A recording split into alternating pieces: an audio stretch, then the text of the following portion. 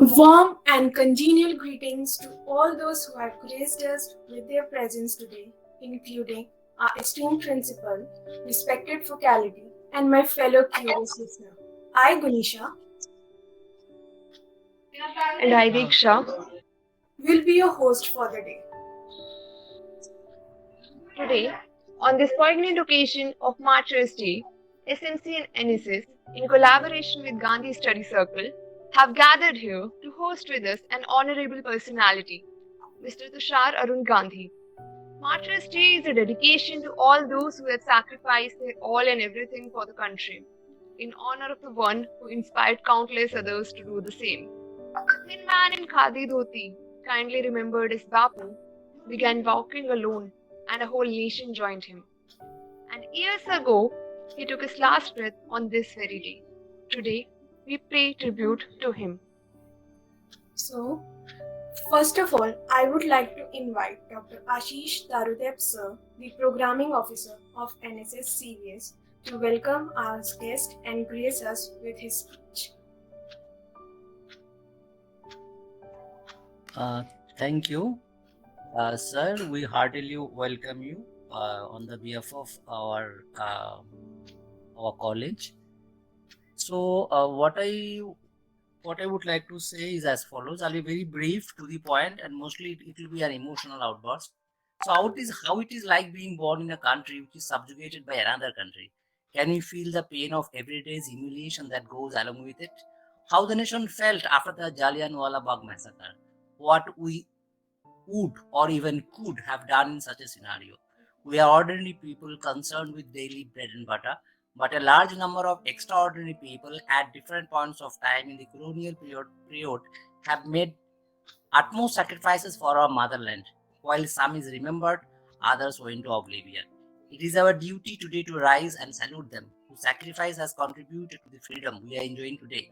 However, it is also important to remind ourselves that it is our duty to serve our motherland in whatever capacity we can and hand over the country to the next generation in a form better than what you have inherited from our forefathers. Over to the anchor now. Okay. Thank you, sir. I would like to invite Dr. Anu Satyal, Coordinator of Internal Quality Assurance Cell, to address the audience with her kind words and welcome our guest. Hello, good afternoon. Thank you, Anshika. And I take this opportunity to welcome our guest, Mr. Tushar Gandhi, and we all look forward to listening to him and what he has to say on this day. Without taking any more time, I think because he has another appointment, I would like to offer the floor and invite him to say the few words that he has planned for the day. Thank you. Joining us here, we have esteemed personality, Mr. Tushar Arun Gandhi. Mr. Gandhi is the son of the journalist Arun Manilal Gandhi and has embraced the privilege of being the great grandson of Mohandas Karamchand Gandhi, the revered and the adored Mahatma of our dear motherland. A lifelong Mumbai resident, a journalist, author of the book called Let's Kill Mahatma, and sometimes an actor, an awe-inspiring and galvanizing figure. Sir, we are extremely glad to have you here with us today that remembers those who love this country more than anything else. In a world where war and violence have become a perpetual element of transient reality, Gandhian philosophy retains a timeless existence. Mr. Gandhi, as a Gandhi historian and researcher, the president of Mahatma Gandhi Foundation and Lok Seva Trust, and the trustee of Gandhi Samarak Nidhi, will be addressing us on where Gandhian philosophy finds a place in our present 21st century world. Over to you, sir. Most eager to hear from you. Good evening, everyone, and thank you very much for this invitation to speak to all of you. I hope what I am going to talk about interests you and inspires you. Can I please request that all the others be muted because the background voice is distracting. So if the host would mute everybody else, it would be very nice. Sure. Thank you very much. As I was saying on the topic of the relevance of Bapu's philosophy today, we must remember that Bapu was not a scientist or somebody who invented something new. Bapu only utilized the foundations of our civilization, the virtues that went into the foundation of the civilization itself, on which human civilization came into existence, which were trust, unity, peace, and love, and truth above everything else. And he utilized these virtues to create the new strategy of satyagraha or non-violent resistance. And so, as long as these virtues are important to our existence, they can never be irrelevant to us or become non-important for us. That is the eternality of Gandhi. That if he had invented something, then it could have been for a time period. We could have said, okay, it was important enough or useful enough for our independence struggle, but now we've moved on and it doesn't matter anymore. No, it wasn't that way, because it was a way of life, and not a new way of life. It was just an adaptation of what was there in our civilization, on which humanity itself and civilization itself were on. And so they become immortal and timeless. What we have to ask ourselves today, and especially the younger generation needs to ask itself, is in today's time and today's situation in our country, are we deserving of such illustrious people from our past? Not just Gandhi. Each and every iconic person that we revere, do we deserve them? The way we are today, do we deserve to even call ourselves as devotees of those people? They may be the revolutionaries, they may be anyone else, anybody who has sacrificed for this country. Are we deserving of them? And I am willing to bet that if we make an honest appraisal, we will fall way short of what they expected of their nation and of their people. And I'm not talking just about Bapu, I'm talking about each and every one. I'm talking about Bhagat Singh. Bhagat Singh sacrificed his life because he wanted to inspire a whole generation of Indians who would be willing to sacrifice their lives for the sake of their country, for the sake of their nation. Did we? Or do we have that sentiment? Yes. Many of us, if I was to ask the gathering over here, many of you would assure me that yes, when the time came, we would become martyrs for our country. But declaring that we will become martyrs for our country does not make you a martyr. Only those become martyrs who, at that given point of time, display their courage by giving up their lives voluntarily, without hesitating, the way Bhagat Singh did. You must remember that when Bhagat Singh acted the way he did, he acted with the full knowledge that he was going to be arrested, he was going to be prosecuted, and he was going to be punished. And his intention was to receive the most severe punishment possible, which was, of course, at that time, death by hanging. And that is where, after his arrest, when he was tried, he refused to defend himself. And he admitted to his action, and he asked the judge, he said, dispense with the trial, I don't need it. I plead guilty, punish me. And when the death sentence was awarded to him, he refused to appeal against it. At the very end, when his parents wanted to file a mercy petition, he refused that also because he said, I have to become a martyr.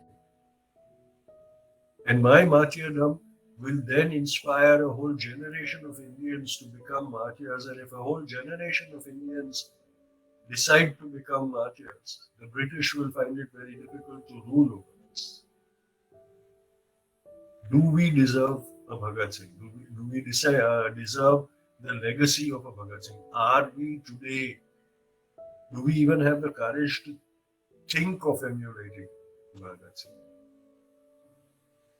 These are the questions that we should ask ourselves, not whether Bhagat Singh is relevant anymore. Bhagat Singh will be relevant throughout, the existence of life because he represents the fight of the oppressed against the oppressor.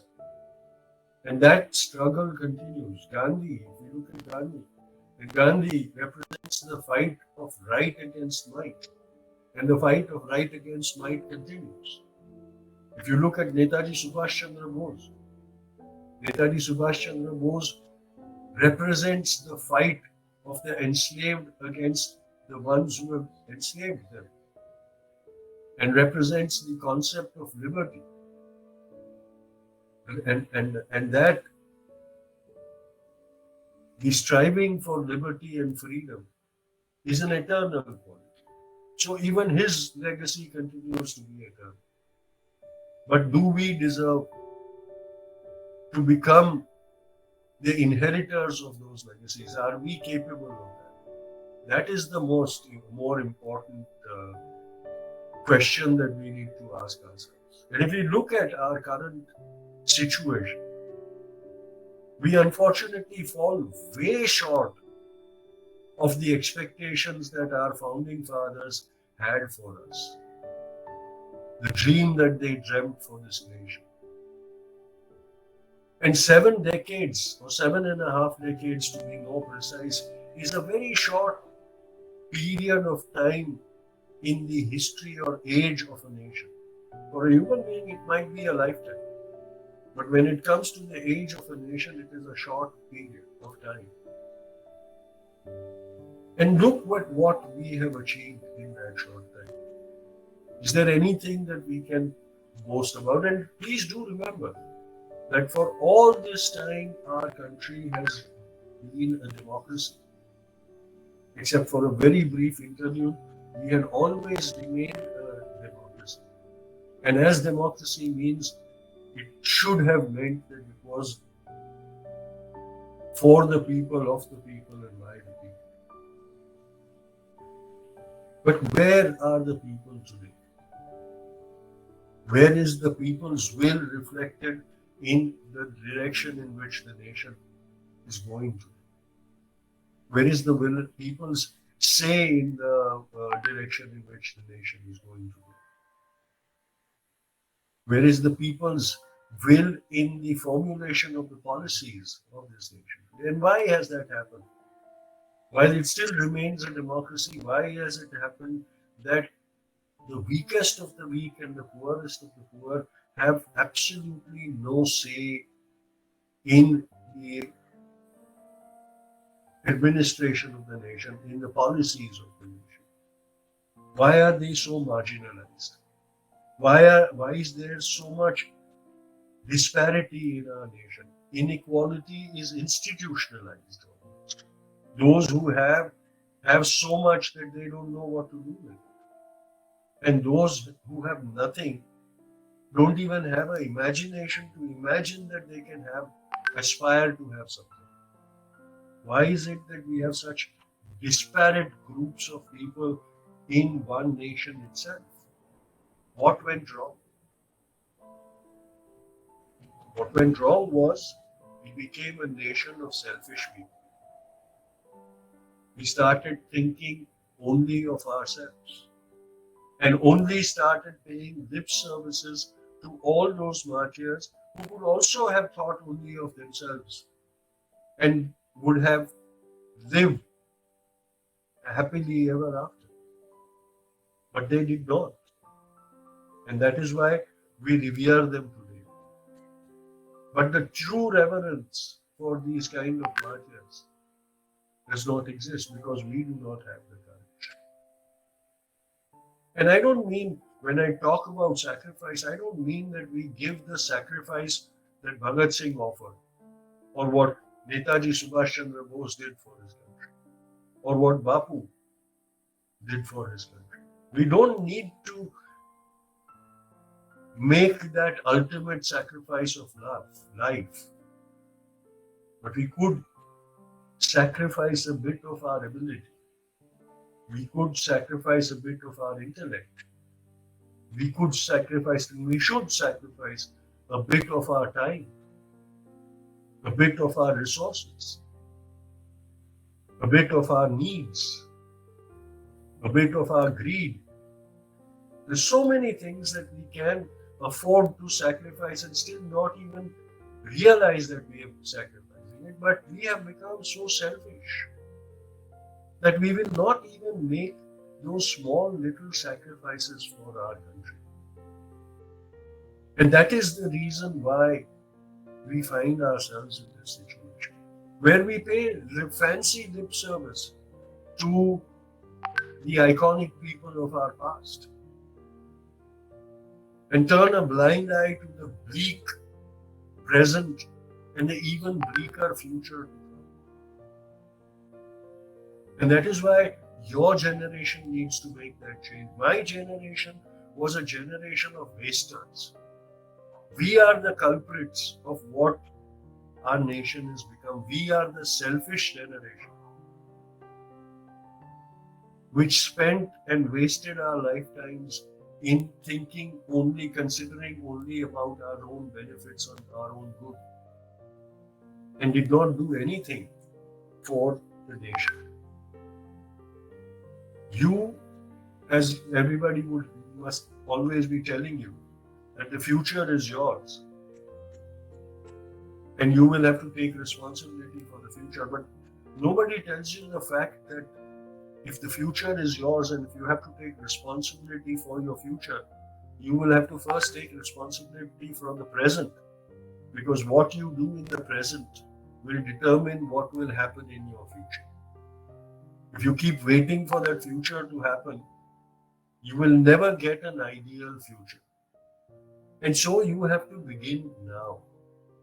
Remember, Bhagat Singh was in his early 20s when he sacrificed his life for the nation. Gandhi lived his life, but he had a much longer life to live. If he had continued to be a barrister, he would have been a very successful barrister and made a lot of money for himself and his family. But in the prime of his life, he decided that no, he had a responsibility towards humanity and he was going to obey that responsibility. And he gave up all material pursuits to dedicate his life to the service of his nation and his people. And that was as great a sacrifice as sacrificing one's life, because life, as it meant in that point of time, was given up. And life beyond that point was spent more in the public good than in the private. And so that is also a type of sacrifice, and a sacrifice that all of us have the ability to do. My goal in life now is to remove the mantle of Mahatma from Mohandas Karamchand Gandhi, because I believe that making him a Mahatma was the greatest crime that we committed against him.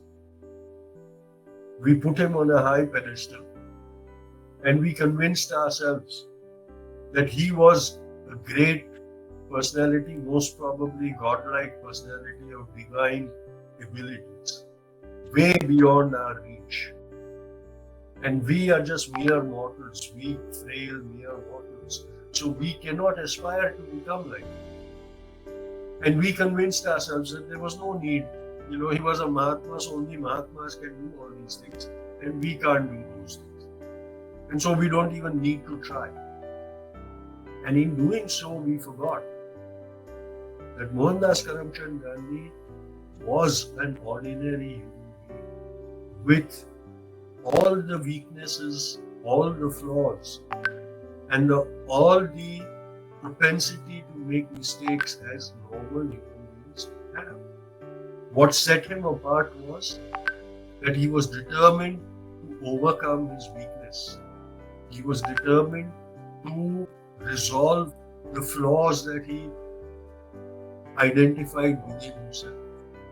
And he had the courage to admit his mistakes and ensure and do penance for them, and then ensure that he never ever repeated those mistakes again in his life. And that is what set him apart from us. This is what we have to understand also, that even we have that ability.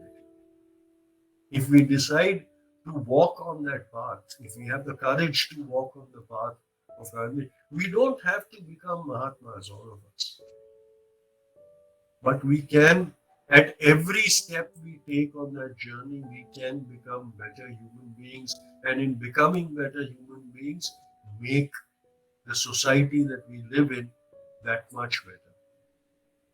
We can all do this if we have the courage to discover the Gandhi within us, discover the Bhagat Singh within us, discover the Netaji Subhash Chandra Bose within us. Anybody, for that matter. Anybody who we are inspired by. We can become like them because they were, after all, ordinary human beings with extraordinary achievements. This is true worship. If we decide to walk on the path of those people that we admire and claim to worship, this is true service. This is true dedication. This would be the true tribute to those people. On days like this, Martyrs Day or whatever, whichever day, Netaji's anniversary went a few days back, all those days are a reminder to us that we can do it also. What we have to ask ourselves and challenge ourselves is, will I? I can do it, but will I? And that will I is the starting point. For the youth, that should be the mantra. Don't study the biographies. Yes, do study the biography. Don't get trapped into those biographies. Understand why those lives are important to us, what they convey to us from their lifetimes. Because that is what will inspire you to find that ability within yourself. And that is where change will happen. Change for the better will happen. As the Japanese have this term called Kaizen. Kaizen means change through small steps. Not a change in a rush. Not a change that happens in a hurry. But a change that happens gradually. Because experience will teach you that change that happens gradually lasts much longer than change that happens in a rush. Because that most of the times is a compromise instead of a willingful change, a change through understanding. Many a times youth is told that anger is bad. I'm sure if I'm to ask you all a question whether you believe anger is bad, I would get a lot of raised hands. Can I have some raised hands for those who believe anger is bad?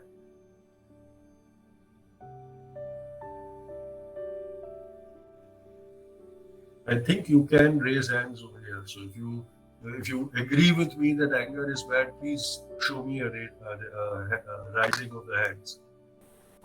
Okay, I'm going to assume that I'm talking to a group of angry young people. Okay, I see some raised hands now. Good. Uh, no, Bapu taught my father. He used to live in South Africa. And he lived in his youth, he lived in a period of extreme racism in South Africa. And he found himself to be the boy in the middle. The whites of South Africa used to beat him up because he wasn't white enough. And the Africans would beat him up because he wasn't black enough. He was the guy in the middle, the brown guy. And he felt very traumatized by it. And he got angry and he decided that he needed to retaliate. But he said, I'm a puny little guy.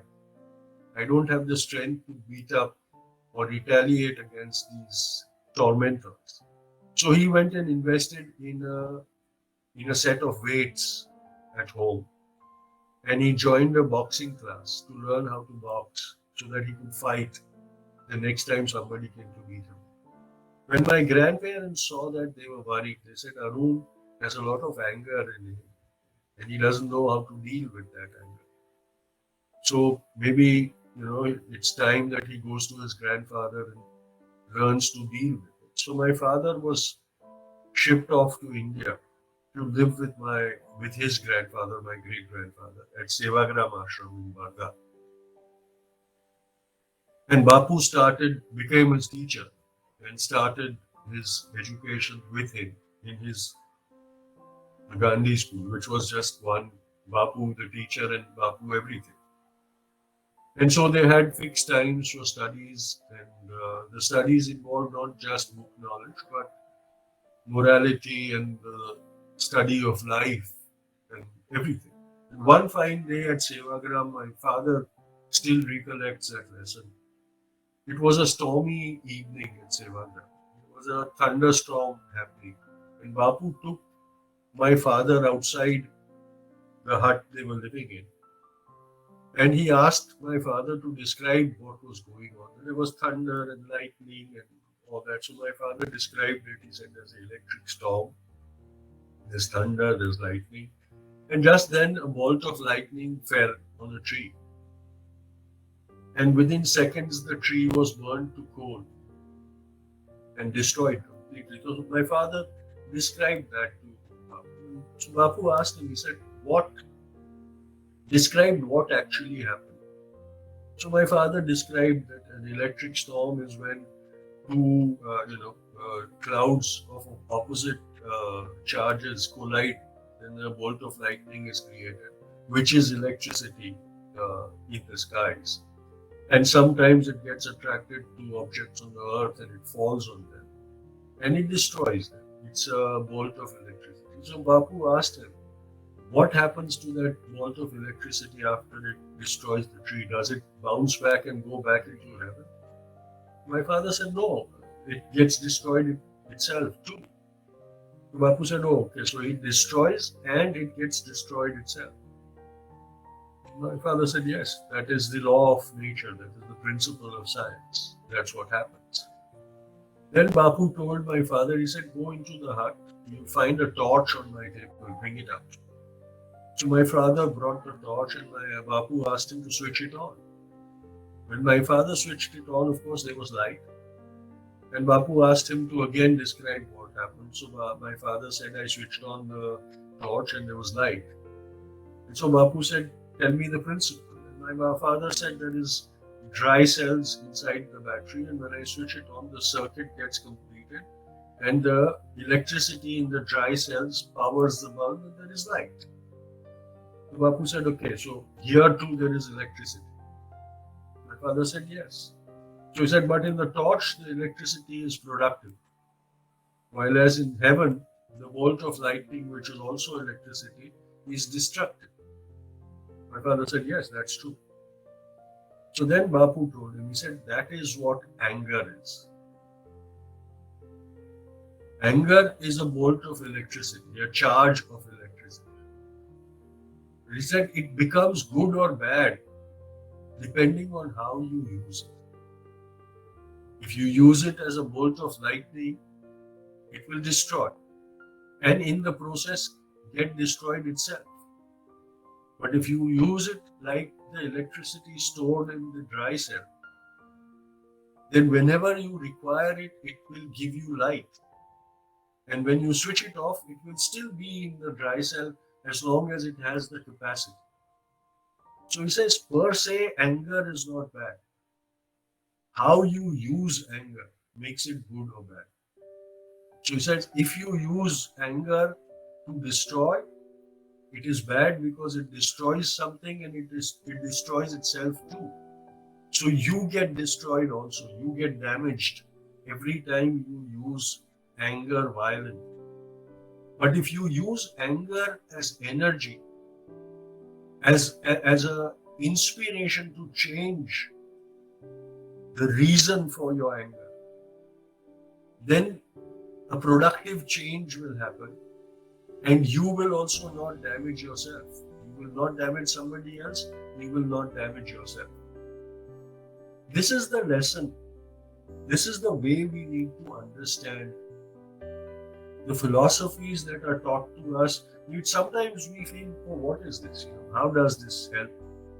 But if we equate them with examples from living life, then they become beneficial to us. And this is what we must understand. This is what we must invite, especially for the young people.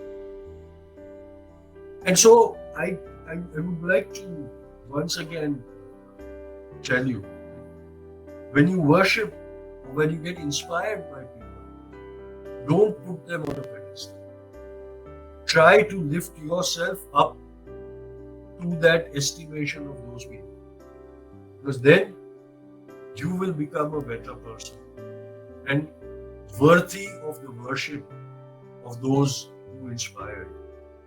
Because it is not important whether they are relevant anymore or not. What is important is, are we worthy of their inheriting their legacy? That is the question that we're.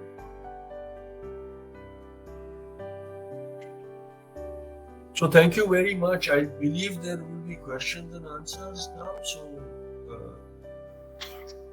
I would like to keep some time so that I can have a dialogue with all of you. So thank you very much for this opportunity.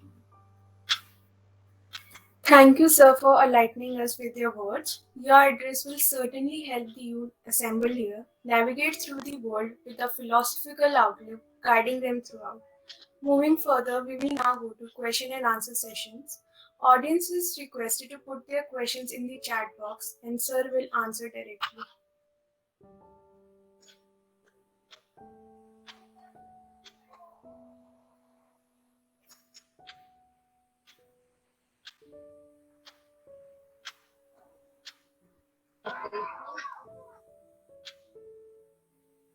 I hope there are questions, because then I will understand that what I said made sense to anyone. You're interested. So please do ask me questions.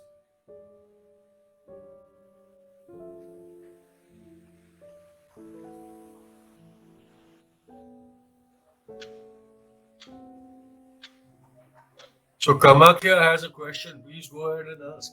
Or you may ask by switching on your audio also.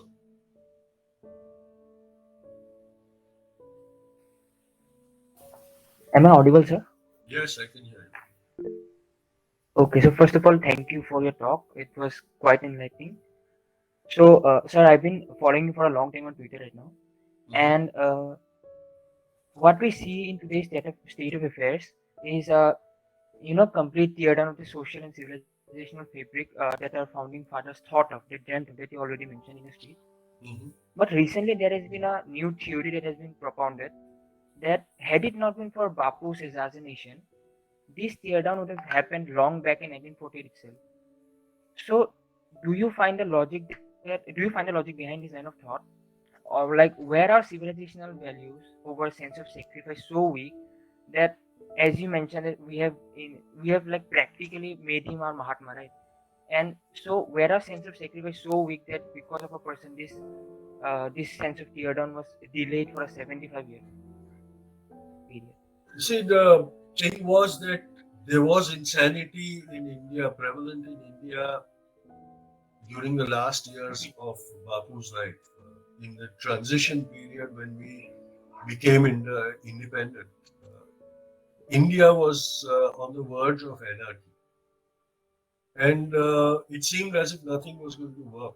Nothing was going to work to bring back India to sanity at that point of time.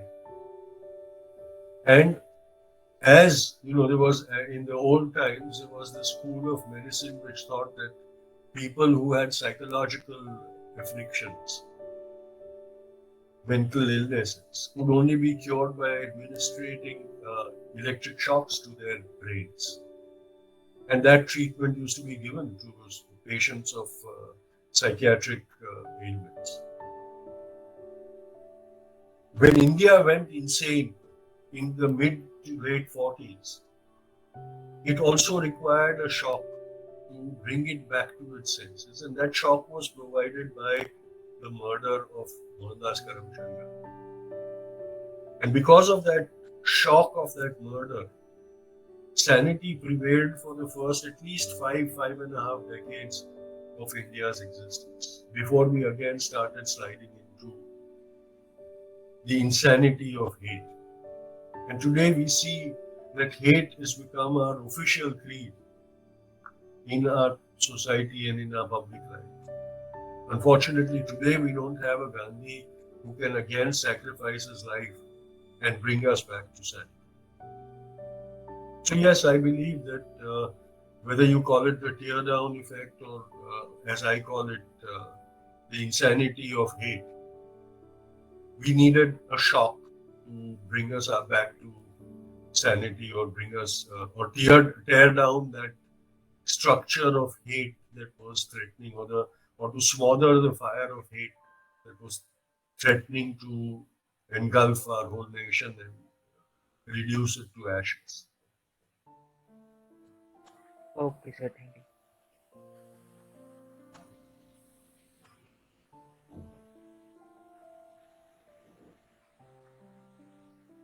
Well, Diksha asks if I have any recommendations for reading about Gandhi's life as well as philosophy. Then I would say start with his autobiography.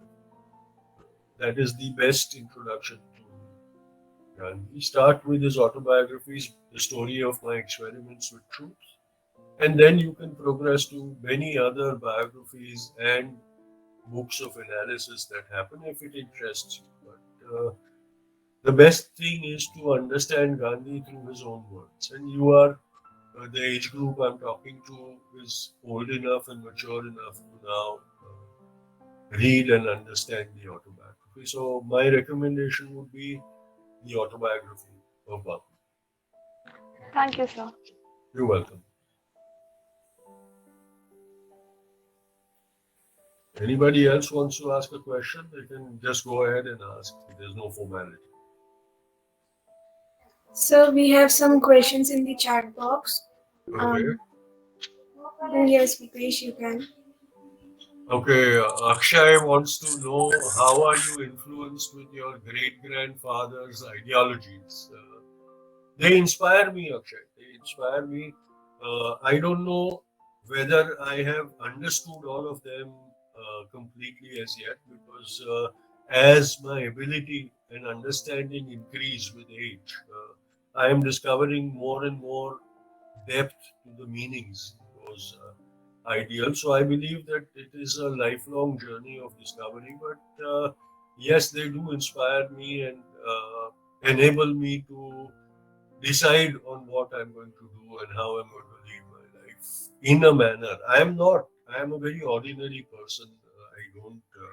I cannot claim to be at all like my great grandfather. Very ordinary in reality. But I'm trying. I'm striving to achieve, to be better than what I was in the present state. And that, I think, is what matters, whether you keep trying and have the realization that there are miles to go before you can be satisfied, before you can call it a halt, before you can say you achieved it.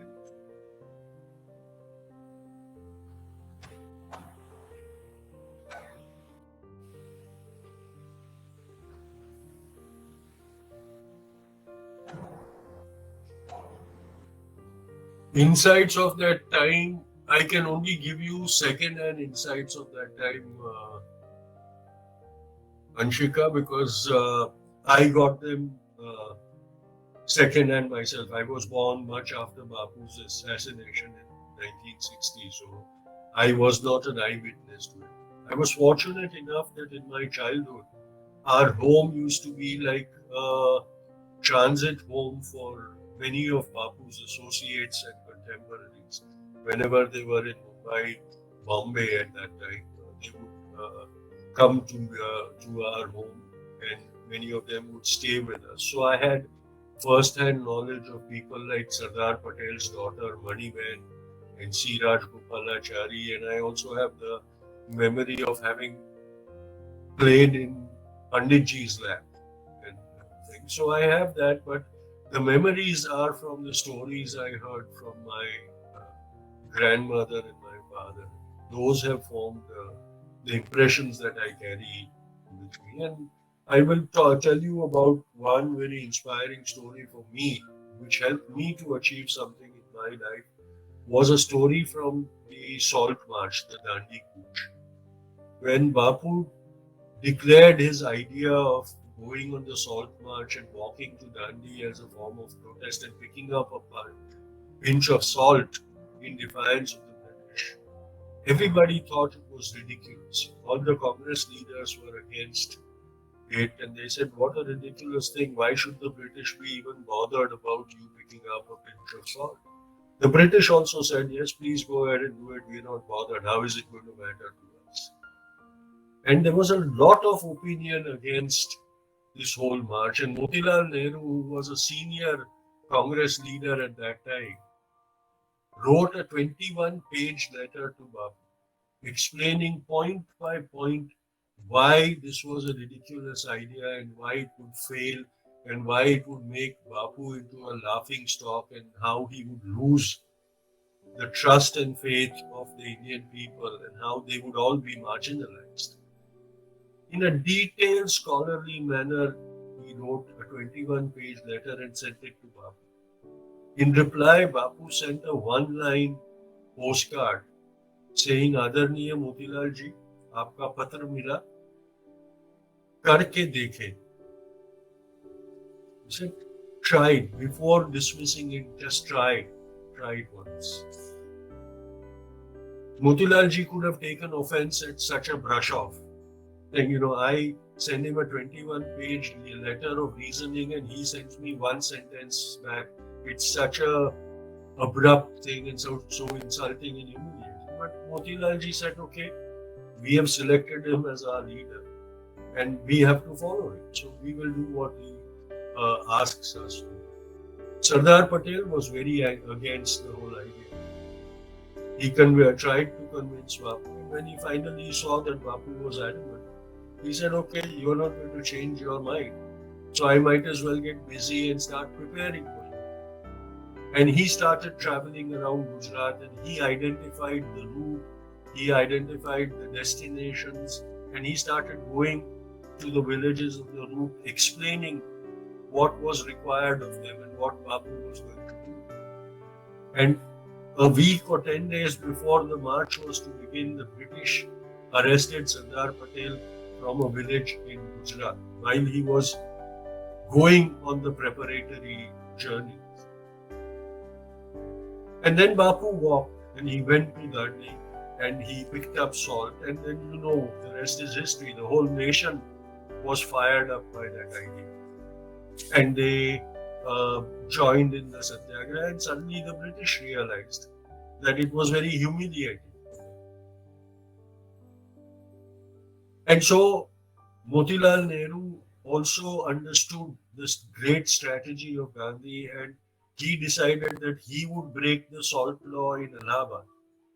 And at the public rally in Allahabad, he announced that the next day he would break the salt law by performing the salt satyagraha in Allahabad. By that time, the British administration had decided that they would crack down on the movement and crush it and arrest all its leaders. So when Motilal Nehru went back home from the meeting, the police commissioner was waiting to arrest him with an arrest warrant. The last thing that Motilal Nehru did before being taken away to prison was sent a telegram to Bapu at Dandi. And the message in the telegram was, आदरणीय गांधी जी, करने से पहले ही देख लिया. This is the realization that he had of the significance and importance of Bapu's idea. And that is what we lack today.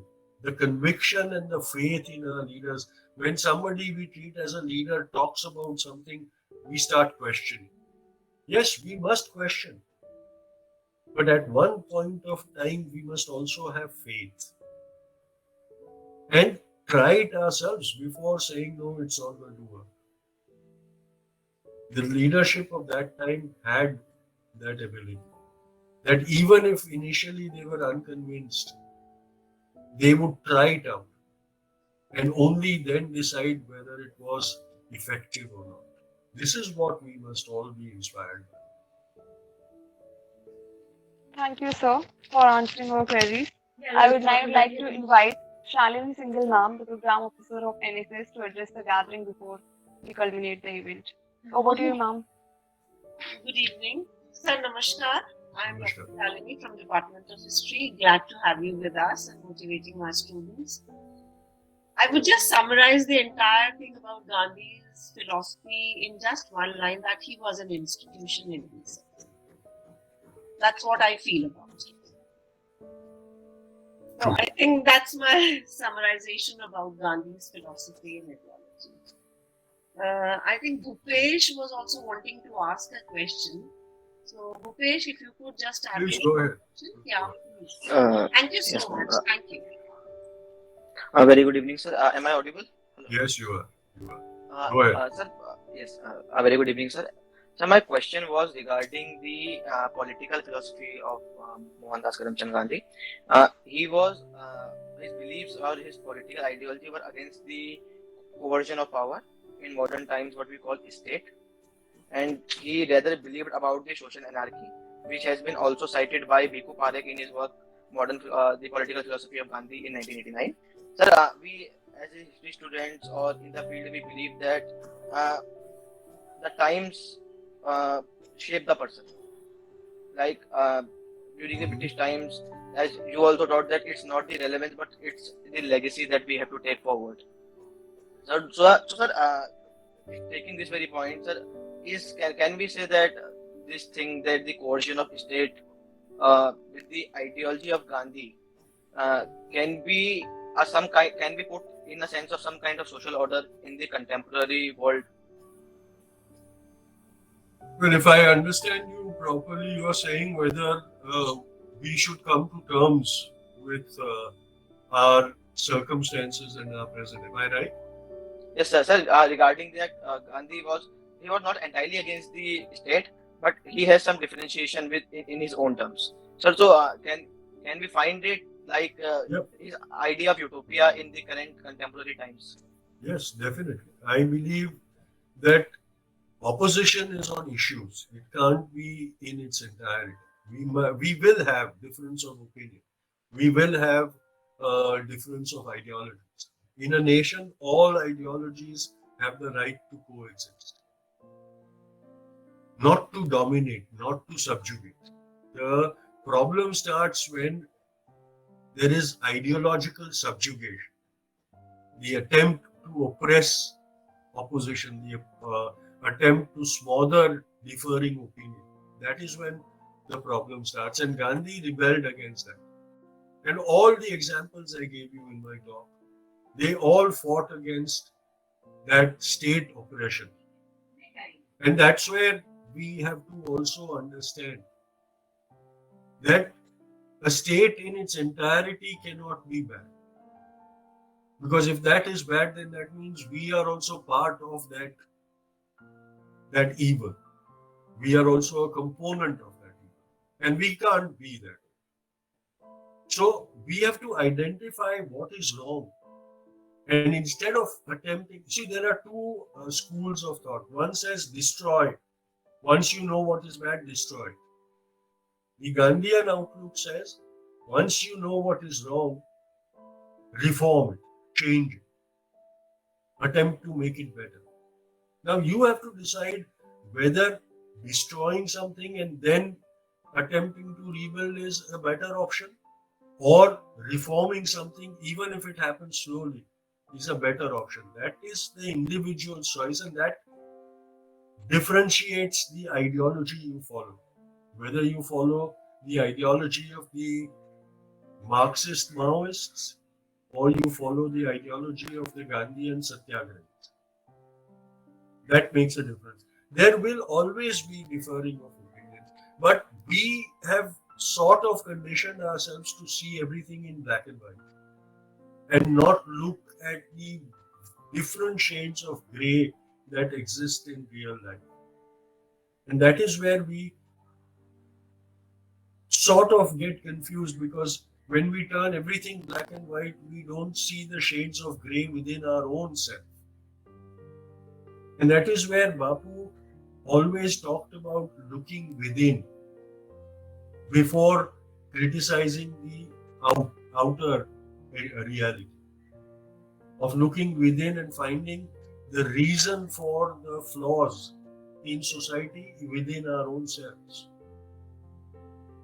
That is what is important. That ability we all need to cultivate within ourselves. And it's within. It's very possible. We don't have to be ascetics or great sages to have that ability to see inwards. We all can do that. That mirror is our soul, which shows us our true self, because we can cheat the entire world with our false personas. But we can never cheat our soul. Our soul will always tell us, no, you are this. You can't fool me. And that is where the conflict, the inner conflict happens. And so make your soul your mirror of what you really are, and have the courage to accept that. And then start changing. If you think what you see is bad, then start changing. Okay, sorry. So thank you, sir, for answering our query once again. Now we'll quickly move forward for the vote of thanks for the event, for which I would first like to invite Anshika Arora, the President of NSS CVS. Thank you, Diksha. Agreeing to what once being said, feeling gratitude and not expressing it is like wrapping a present and not giving it. So, not taking much of your time, I would like to take this opportunity to express all my gratitude in the form of words which may fall short. I would like to express my gratitude to Mr. Tushar Gandhi sir, who shedded light on the practical ways of inculcating Gandhi Ji's philosophy in everyday life.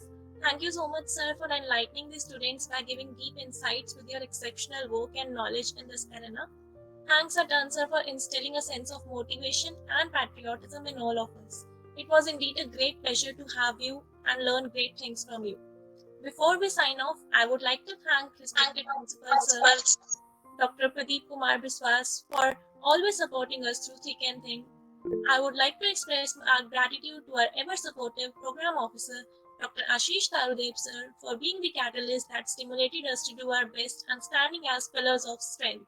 I thank our SMC convener, Ms. Anuradha Baba Singh ma'am, for guiding us at every step and providing us with your valuable feedback.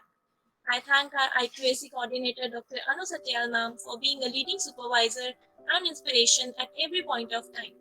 I thank all the respected teachers of our college for taking out time on a Sunday evening and being a lovely audience. A great cheer and thank you to all the patient audience for being a part of this great experience. Thanks to all the volunteers of NSS CVS and SMC CVS for making this event a great success. With these warm words and a kind message, we would move to the end of today's celebration. Thank you. Thank you, Anshika. Now, on behalf of SMC CVS, we will have Satyal, the editor-in-chief, for the vote of thanks. So it was a really great evening, though there were some challenges on the way when it came to the streaming or the technicality parts. So from my side, I would personally apologize if there was any inconvenience faced by anyone from the audience who are watching from Zoom as well as on Google Meet at the moment. And I would like to already she has thanked from all of our side by Anshika to the teachers, our great to the enlightening speaker, Mr. Tushar, as well as all the program officers and concerned professors of the college. So I would also like to give my personal thanks for making this event a success, along with the team of NSS CVS and also my team from SMC. And I would also like to thank both the hosts, Dunisha and Diksha, for handling the event with such grace that I hope that you both will be growing well in the future. Thank you. Thank you, Anshika and Shagun. So thank you all for joining us today and making this event a grand success. And thank you, sir, for joining us and giving us your valuable time. And thank you, sir. Thank you. Thank you, everyone.